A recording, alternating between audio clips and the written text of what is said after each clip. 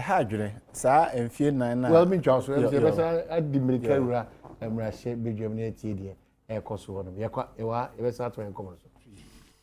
Fair as it might be, a country of righteousness, when none shall wrong his neighbor, a country of plenty, where evil and poverty shall be done away with, a country of brotherhood, where all success shall be founded on service and on giving, a country of peace, where government shall rest on the will of the people and the love for the common good. Bless the efforts of those who struggle to make this vision a living reality. Inspire and strengthen our people that they may give time, thought, and sacrifice to speed the day of the coming beauty of Ghana and Africa. Amen.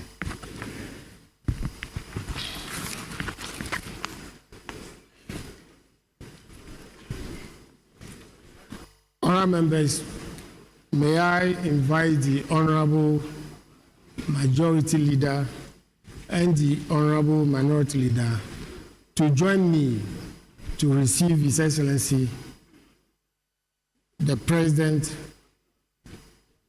at the Central Lobby.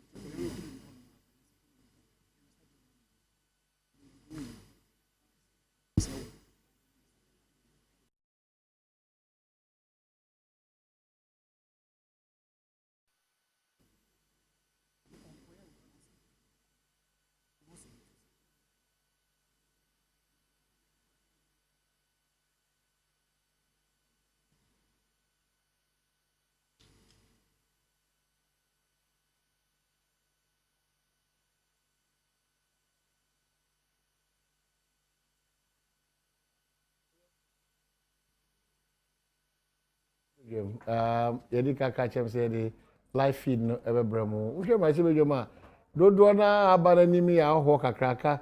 Oh, that is His Excellency John Dramani Mahama. Same said Jata. I don't know.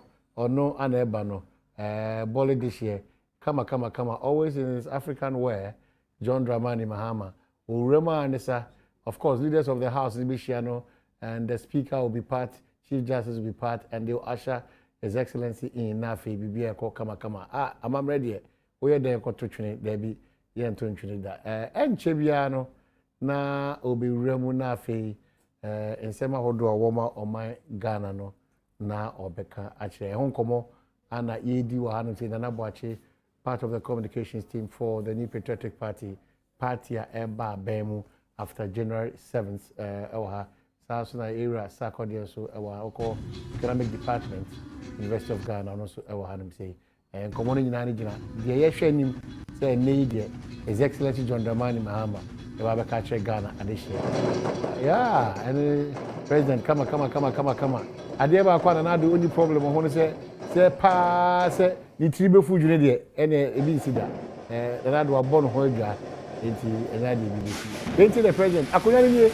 The last time until say the 2020, but for now, Yenti Ghana national anthem. Yes, Abba.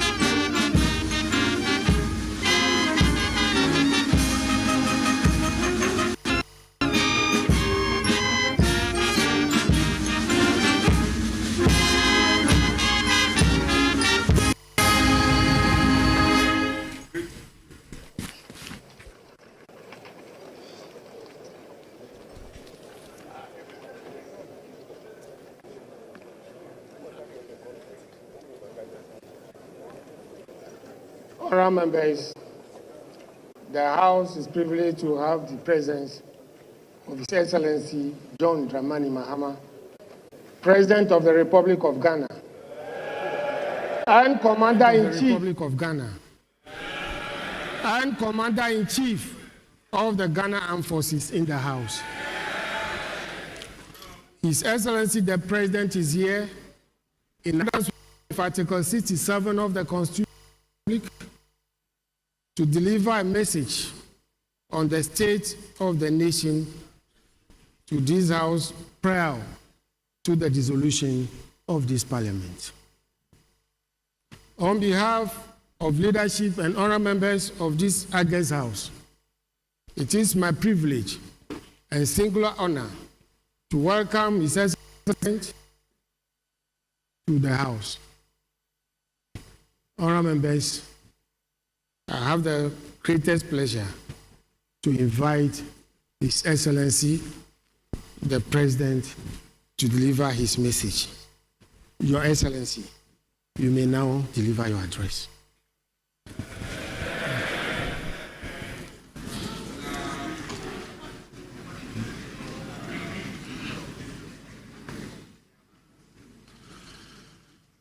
Your Excellency the Vice President, Right Honorable Speaker, Your Ladyship the Chief Justice, Honorable Members of Parliament.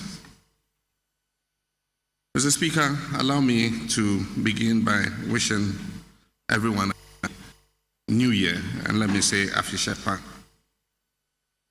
This hall that exists within these walls is a place where I've always felt at home. It was in this August House, as an MP for Bole Bamboy, that I began my political held public office. The residents of that community, Bole Bamboy, entrusted me with the privilege of representing their best interests in the national dialogue of policymaking and legislation. It seems fitting that I should find myself here in this same house, delivering my final public address, which will in effect bring to a close my tenure as president. I deliver this message on the state of the nation in fulfillment of Article 67 of the 1992 Constitution in advance of the dissolution of Parliament. It has been a rare honor and privilege for me to serve my country in the highest office as president. It has been a worthwhile journey, and let me seize the opportunity to thank God for His grace and to the good people of Ghana for the opportunity to serve you. May I also respectfully thank my Vice President, Mr. Speaker, and Ladyship the Chief Justice, and honorable members of this House for the cooperation and solidarity I have enjoyed during my tenure as President. Mr. Speaker, the purpose of this specific State of the Nation address is to let the people of Ghana know where we stand as a country as the baton of leadership pass from one leader to another. Where are we in this race, so to speak, insofar as nation building, and how is Ghana faring when compared to other nations in Africa and of course in the world? Our world has become an increasingly complex one and unpredictable. Majority of economies around the world are sailing against strong headwinds. While the economic crisis and the slowdown in the growth of the Chinese economy has affected the growth of emerging and has resulted in a fall in world demand for commodities. The United States of America makes a slow but steady recovery. The recent increases in the US interest rates means more money is leaving emerging markets and being reinvested back in the US. Coupled with a fall in commodity prices on the international market, this is causing an adverse economic outlook for lower middle income economies like ours. Changing climate has made the world weather more unpredictable in our part of the world. Deforestation, sea erosion, tidal waves, erratic rainfall, more severe harmattan are becoming the new normal. These are wreaking havoc on non-irrigated agriculture and power production from hydro sources. The rise of insurgency and failures in North Africa and the Middle East and religious fundamentalism create a deadly cocktail across the whole world and increasingly in Africa, stretching from the Sahel through West Africa, Central Africa, East Africa, all the way to the Horn of Africa. Not being spared and attacks. This is the global context in which our country has had to survive and make progress. Mr. Speaker, at the start of our term in office and for many years prior, there have been national dissatisfaction at the declining standards of education at the basic and secondary levels. Lack of access to both basic and secondary education has meant that many children were being left behind. A shortage of professionally trained teachers, teacher absenteeism, shortage of core textbooks, resulting in a situation in which 4 children shared 1 textbook. Dilapidated schools, lack of science laboratories and workshops, among others, manifested in declining results at the Basic Education Certificate Examination BECE and West African Secondary School Certificate Examination WASI. Our vision under my administration has been to turn this situation around and not only improve access to education, but also improve the quality of education. Mr. Speaker, we're witnessing a significant improvement in our educational outcomes. More children than ever before in our history are having access to education at the basic and secondary levels. With the distribution of free textbooks, children have access to all the core textbooks and no longer have to share. In excess of 2,000 dilapidated schools, popularly referred to as schools under trees, have been replaced. Teachers are more available and are more evenly distributed than has been the case in the past. Teacher absenteeism is down from 27% to below 9%. Mr. Speaker, this has led to more engagement hours between teachers and students. The construction and population of 47 newly built community-day senior high schools means that more students are able to continue their education beyond the basic level instead of dropping out of school. These investments we have made are yielding results and reflecting in the performance of our children. Performance at both the Basic Education Certificate Exam, the BECE, and the West African Secondary School Certificate Exam, the WASI, have seen remarkable improvement. The very last batch of BECE students recorded the highest number of students obtaining a raw score of about 500 marks in the history of this examination. Mr. Speaker, we're recording improved performance in many public schools in the WASI across the country. During the Best School Awards ceremony, many rural and public schools are outperforming some of the better-known urban and private schools. Ghana has consistently, over the last 3 years, taken the 3 top spots in the West African School Certificate Examination. Mr. Speaker, the progressively free secondary education program, under which we have absorbed the major fees paid by day students, has this year been extended to cover 140,000 boarding school students. At the tertiary level, the construction of additional public universities in the Brong-Ahafo and Volta regions have improved access to university education. The shortcutting for work to start on the University of Environment and Sustainable Development in the Eastern region, the conversion of our polytechnics into technical universities, the creation of 3 autonomous universities out of the University for Development Studies are all creating additional opportunities for students to pursue courses at the tertiary level. Mr. Speaker, in the area of healthcare, the situation was no different.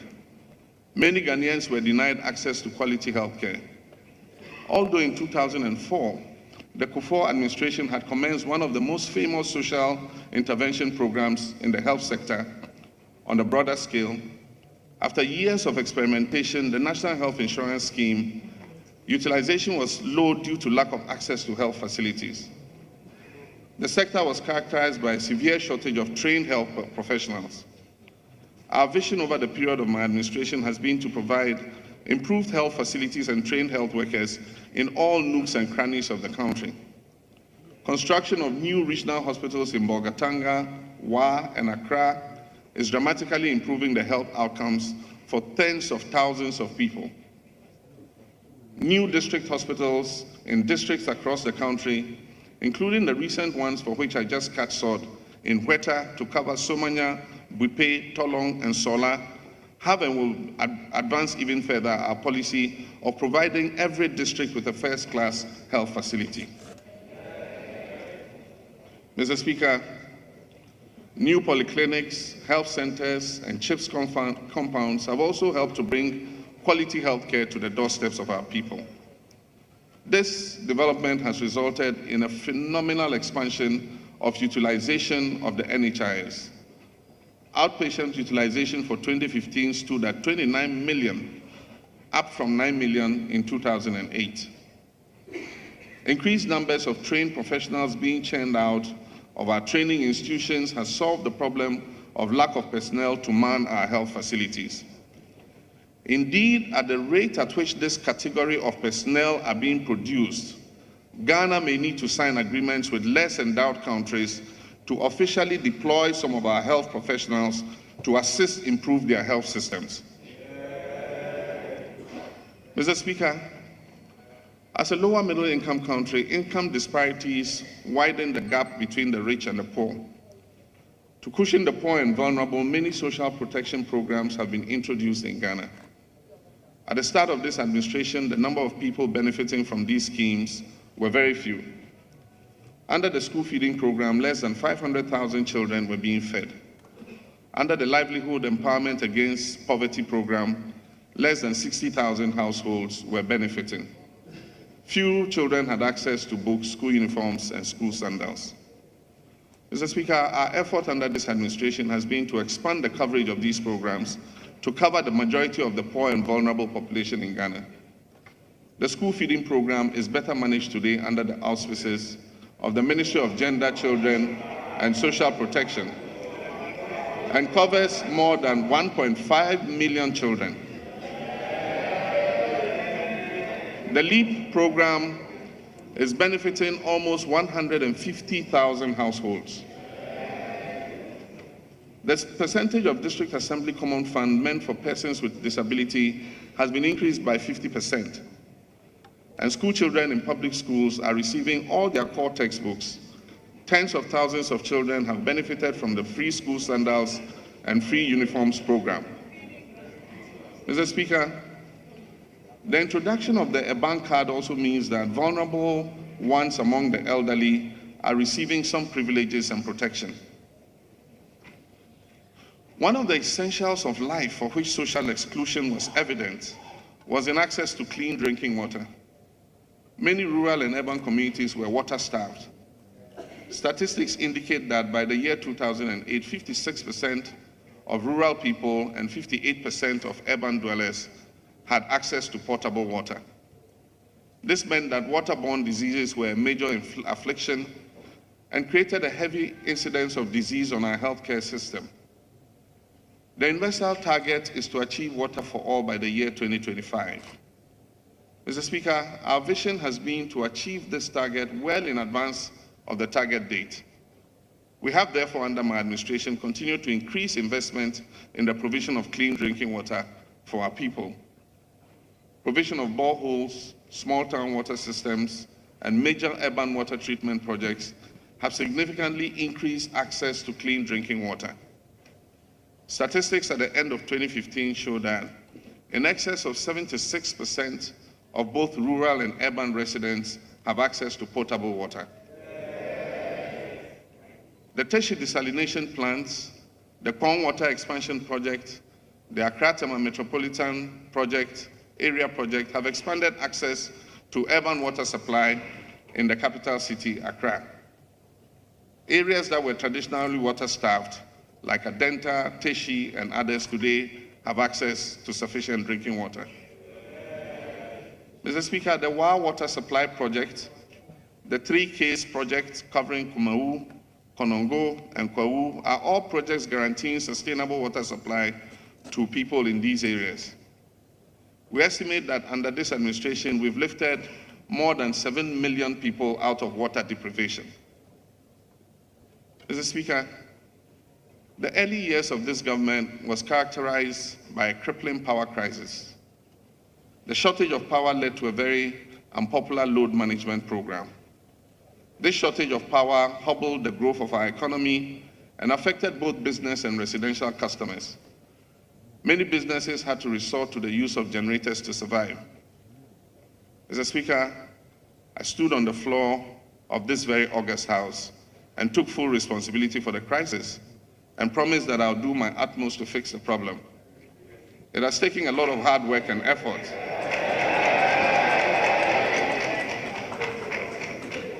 Mr. Speaker, it has taken a lot of hard work and effort. Fast-tracking the deployment of emergency plans and speeding up the completion of ongoing plans ensured that we added more than 800 megawatts of power over an 18-month period. This increased generation, in addition to the energy sector levy and ongoing works to restructure the legacy debt of the power utilities, has helped to stabilize the power situation in our country. With the expectation of more domestic gas from the TEN and Sankofa fields, Ghana is entering into an era of energy self-sufficiency.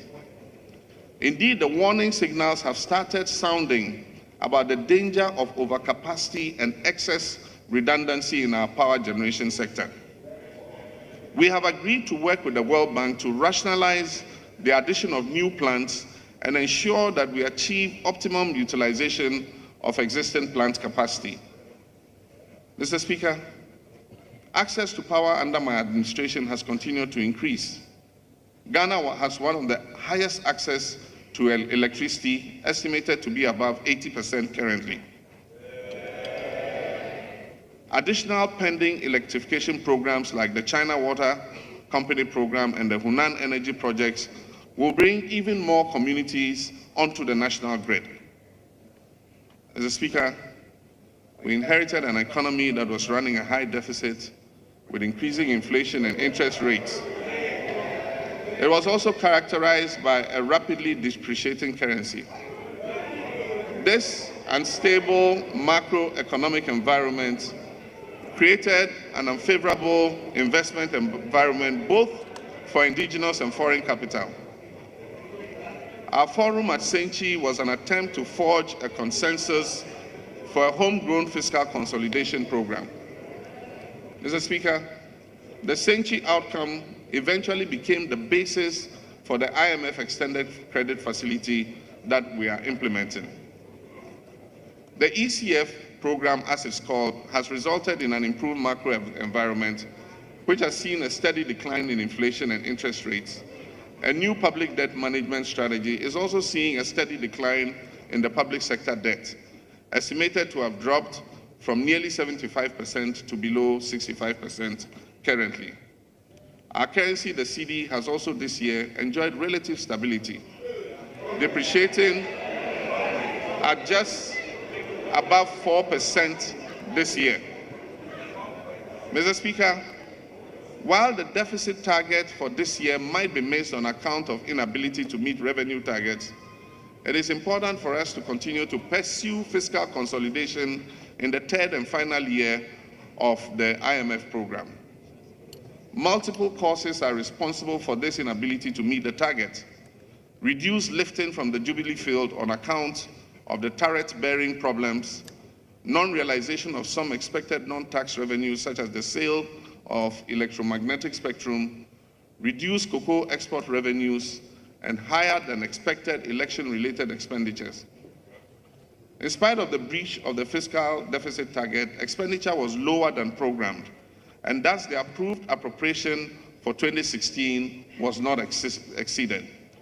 Mr. Speaker, it is my belief that we continue a diligent implementation of the end of 2017 in order that we can create a stable and sustainable economy. Mr. Speaker, Ghana's economy is still the second largest in West Africa, with a GDP of almost $39 billion. Ghana has also moved up 13 places in the Ease of Doing Business Index and is currently considered #1 on the World Bank Index for West Africa. Mr. Speaker, There was widespread dissatisfaction with the road network in the country.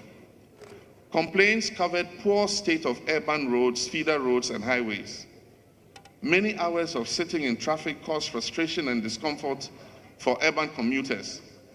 Poor feeder roads and pothole-ridden highways increased maintenance costs for drivers and in turn led to increased fares and transport charges for goods.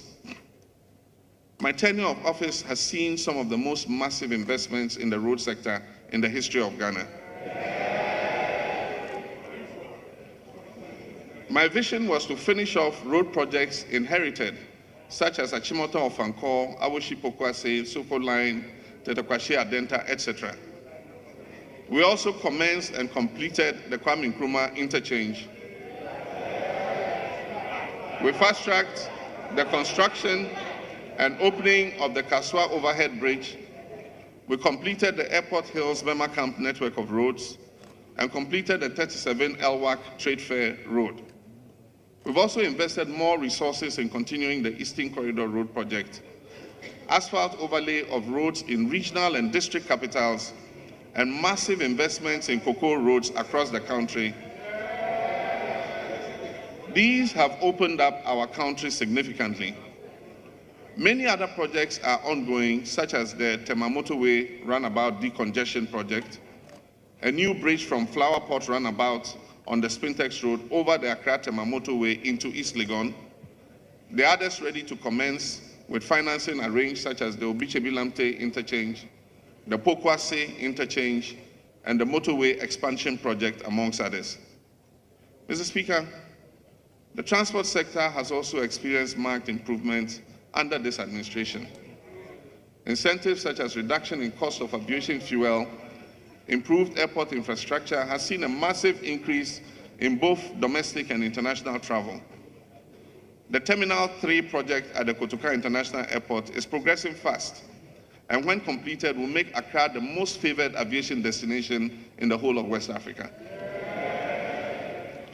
Already the completed rehabilitation of the arrival hall in Terminal 2 has created much better comfort for passengers using Accra Airport. Kumasi and Tamale Airport expansion will also see increased passenger movement domestically. WA and HO are advancing steadily and hope to be open to commercial travel soon. Commencement of the bus rapid transit with dedicated bus lanes, christened Ayalolo Express, will create better comfort for urban commuters. Urban rail systems like the Sekendi Kojokrom Takrade line will ease the inconvenience of commuters in the twin cities. The Tema Akosombo line will soon start to maximize the use of the Volta Lake Transport Company for moving cargo for landlocked Sahelian countries up the Volta River to Buipe in the northern region. Work on the expansion of our two maritime ports at Takrady and Tema are ongoing and would lead to faster turnaround times for ships and larger throughput cargo volumes. Bulk cargo handling will also be more efficient. Mr. Speaker, our security forces were severely challenged when it came to logistics and equipment to fulfill their constitutional mandate.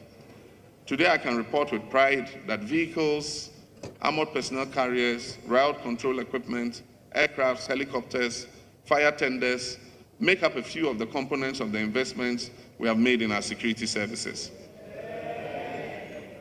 Mr. Speaker, vehicles for judges and completion of the court complex has created a better atmosphere for the dispensation of justice. Implementation of the National Anti-Corruption Action Plan, which was unanimously adopted by this August House, remains on track.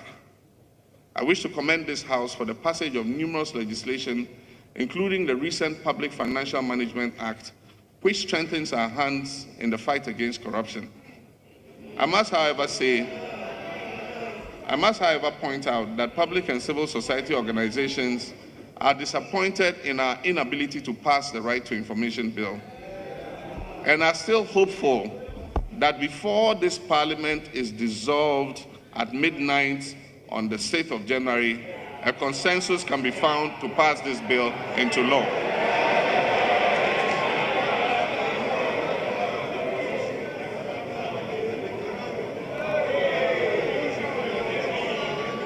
Mr. Speaker, the achievements outlined in this statement are accomplishments that my government and I can proudly claim.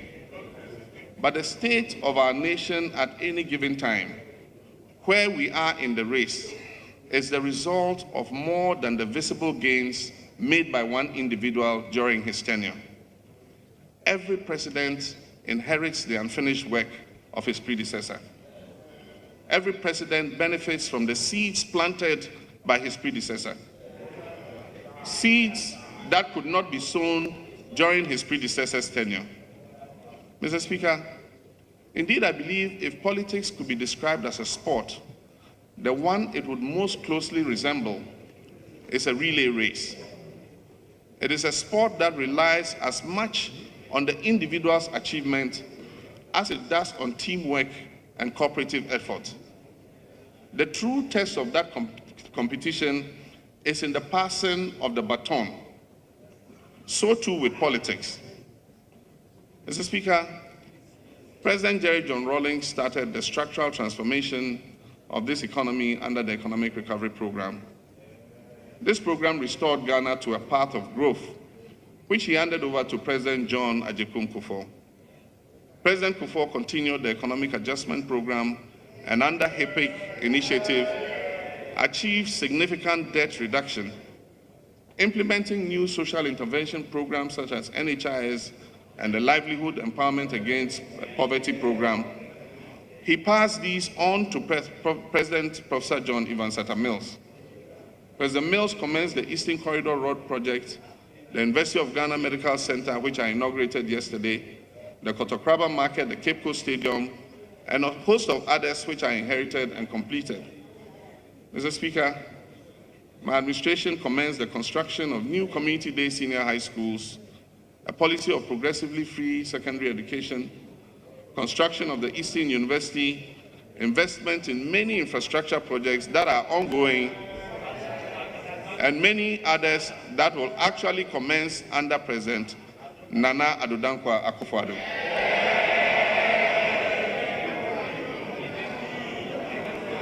Mr. Speaker, I am assured by his firm statement that he will continue these projects as enjoined by our Constitution of 1992. Mr. Speaker, I wish him all the success in this regard. And as I've said many times already, regardless of whose tenure in which these visions come to fruition, its success belongs to Ghana. They belong to all of us. Mr. Speaker, political opposition and differences of opinion are vital to the health and growth of any democracy. Political parties are formed when people of similar ideology come together to move their agenda forward in a way that best serves their country's interest. But the well-being of the nation and the will of the people must always come first. Partisanship for its own sake in the end is no better than dictatorship. If we look around the world, we can so clearly see the deep divide that blind partisanship is creating in nations with democracies that are even far older than ours. We can see too the divide that it is threatening to create in ours if we are not careful. Already it's taking a toll on our morale and our sense of optimism. It has given way to a cynicism that is as dangerous to the incoming political party as it is to the outgoing. We cannot afford as a nation to wish or hope for the failure of any president and his or her government. Ensuring accountability is not the same as leveling insults or encouraging apathy. We have history as proof that we have been better and that we have done better, and that we must do better once again. Mr. Speaker, I first entered this House as MP for Bole Bamboe in January 1997. It was perhaps not coincidental that the same year, Nana Addo Dankwa Akufo-Addo entered as MP for Achema-Boakwa. Taking breaks from the business of the House taking breaks from the business of the house to grab something to eat at a snack bar, Nana Addo always stood at the end of the counter, his signature white handkerchief tucked into his sleeve. Johnny, he would shout in greeting as he preferred to call me. Incidentally, we both served 3 terms in this house, departing together in January 2009. This is how long I've known the president-elect, or we have known each other and worked together. I have the utmost respect for him, given our history, especially that we have each had our turn at each side of a presidential election. It would seem only natural for us to be considered opponents. Worthy opponents is the description generally used in the world of sports. In fact, Mr. Speaker, we are all on the same team as Ghanaians. We worked together when I served as ranking member on the Committee of Foreign Affairs at the time that Nana Addo was the Minister for Foreign Affairs and Regional Integration. One of the issues on which we crossed swords was the murder of some Ghanaian youth in the Gambia. It is instructive that as I leave office and as he takes my place, Gambia once again is a nation that is engaging international attention. Mr. Speaker, it is my assertion that the information I've provided is a snapshot of the current state of our nation. As I've said before, I'll allow history to be the judge of how I have served my nation. How well I have done my part in running my lap of that relay. What that verdict will ultimately be, I cannot say. I can only say that I have done my best, giving my all, and done so with the best of intentions for my God and my country. Our country, Ghana. This is why I stand here today, Mr. Speaker, holding the baton of leadership, prepared to pass it on with pride, goodwill, and determination to Nana Addo Dankwa Akufo-Addo, and to ask all Ghanaians to cheer him on as he runs his portion of this important relay for Ghana. Mr. Speaker, I thank you, I thank members of this House, and I thank the citizens of Ghana for the opportunity you have given me. May God bless you, and may God continue to bless our beloved homeland, Ghana. I thank you.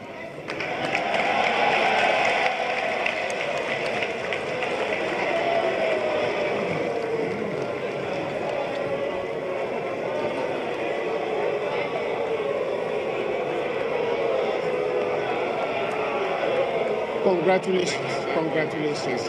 We are proud of you.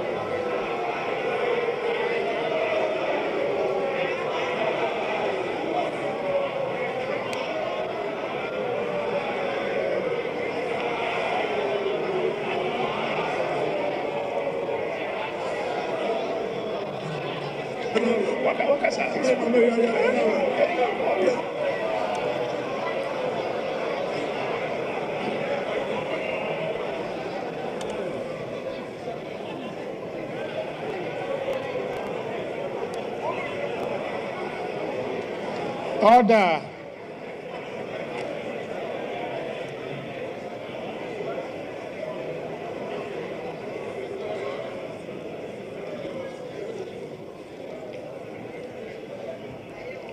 Honourable members, being His Excellency's last message prior to the dissolution of the 6th Parliament of the 4th Republic of Ghana,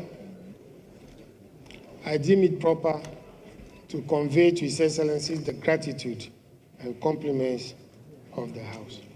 Mr. President, we are grateful. Honourable members, at this stage, I intend to suspend sittings. Honourable Majority Leader. Honourable Majority Leader. Majority Leader. Which one? Honourable Majority Leader, any indication?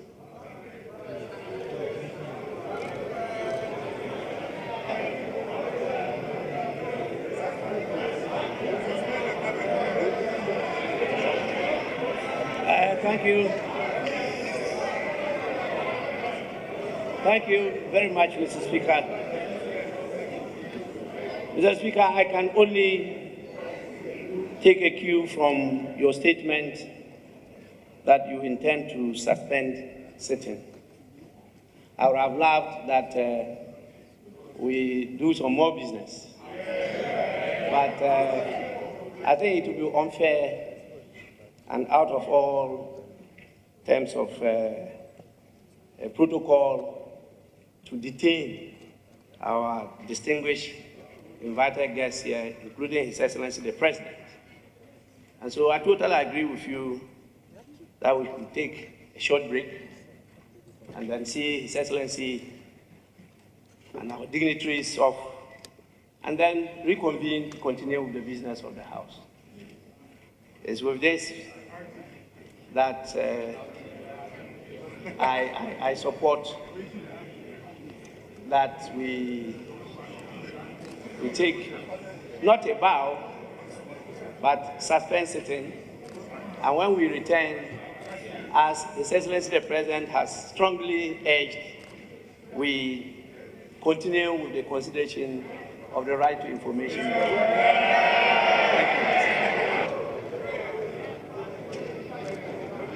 Honorable Majority Leader, how many minutes are we suspending sitting?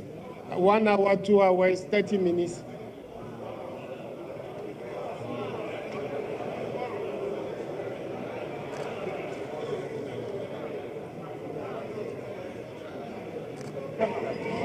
Mr. Speaker, the sense of the House is that we take an hour's break. I just got that sense by sign language. And some decided to catch my ears. So I think that 1 hour will do for the House. Thank you very much. Honorable Minority Leader. Speaker, I also take a cue from what you have said and to second the motion for suspension. I want to believe that, the Speaker, I want to believe that the application by the Majority Leader really is a form of motion that he also intended to move. And I also intend to second the intended motion. But Mr. Speaker, having said that, I'm still wondering whether in the dying embers of this extra time, this House may still find space and time to work on the right to information bill. Mr. Speaker, it is a very important, we all recognize that it's a very important bill.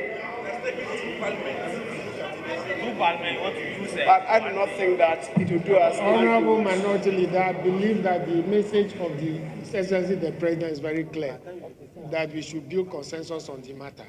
And I believe that that is for leadership of the House to decide in consultation with the House, of course. So we decide whether we take it or not. We should not discuss it on the floor this time. If at the end of the day there's no consensus, there's no consensus. So I would suggest that leadership take this matter, because you may realize that since objection was taken to this law, I have decided to be on a silent protest in presiding over this House, because I believe that's a very important law for this country. I want to plead with leadership that they should go back and do the consultation which they started some time ago. If there's consensus, we will take it. If there's no consensus, well, that's another matter. Honorable Minority Leader. Mine was just a comment on a comment. It was just a comment and a no-course comment on a comment. Nothing more than that. And let me emphasize that we all recognize the significance of this bill. Nobody should have any illusions about that. And we'll pursue what is right. We'll pursue and do what is right. Thank you very much.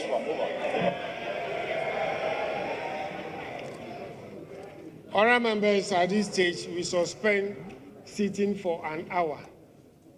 We suspend sitting for an hour.